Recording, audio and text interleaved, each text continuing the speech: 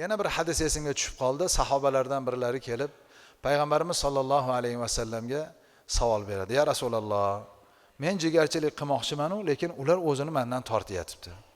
Masalan, meni hech qanday muammom yo'q. Men ularga yaxshilik qilish xohlayman, silay rahim qilish xohlayman.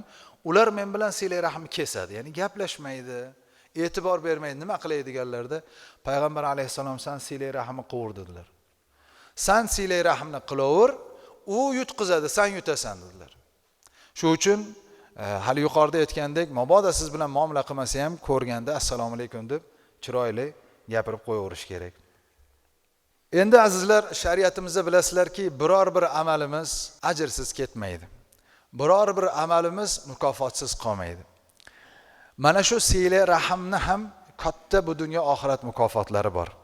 Ana shundan biri silay rahim qilgan insonlarning ko'p muammolarini yechim topish to'g'risida kitoblarimizda, manbalarimizda kelgan. Misol uchun boy kishi kambag'al bo'lgan qarindoshining muammosini hal qilib beradi. Chunki u qarindoshida. Zotan infoq va ihson dinimizda avval o'znikidan boshlanadi, keyin begonalardan. Kishini dardini begonaga aytgandan ko'ra qarindoshiga aytishda bemalol bo'ladi. Bir kishi mana shunaqa jumada yoki amr ma'ruflarda silay rahim haqida ahli ilmlardan eshitgan ekan. Keyin bir qarindosh urug'larimizni ko'rib chiqaylik, so'rab chiqaylik deb gaplashsa, bittasi aytibdiki, bitta qarindoshimiz bor, nihoyatda qiynalgan, shuni bir ko'rib kelmaymizmi deb olib boribdi. Hayit kuni ekan, sovg'a salom qilibdi, ro'zg'or qilibdi-da, boribdi. Hech bormagan ekan. Borsa shunaqa bir uyda turar ekan, endi uy to'kilib ketadigan darajada. Ahvol chatoq, lekin o'sha qarindosh bir marta kelib eshigini taqillatib yordam so'ramagan. Nihoyatda nochor. Endi bu borgan inson, Alloh taolo bunga sarvatni, boylikni bergan inson ekan. Innamabdi-da, ahvolni ko'ribdi-da, hayit o'tgandan keyin haligi insonni chaqirib aytibdiki, tezda bir o'zingga yaxshi uyni tanla, men shuni senga hadya qilay. Haligi inson avvaliga ishonmabdi. Chunki ko'p ko'rmagan, ko'p gaplashmagan bir qarindosh bo'lib turib, uy olib beraman deyapti.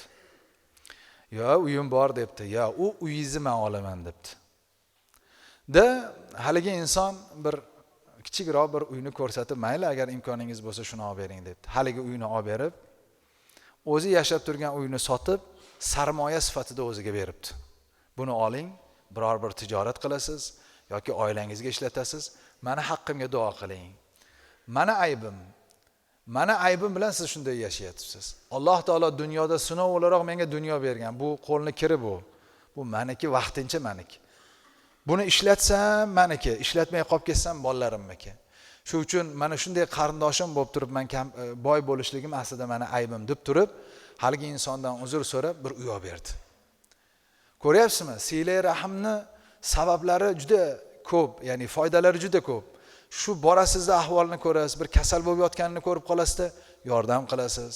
Bir mushkul tushib qolganini ko'rasizda, yordam qilasiz. Shu uchun Alloh taolo silay rahim qiling deb Qur'onda ham, hadisda payg'ambar sollallohu alayhi vasallam hadislari orqali bizga buyurdi.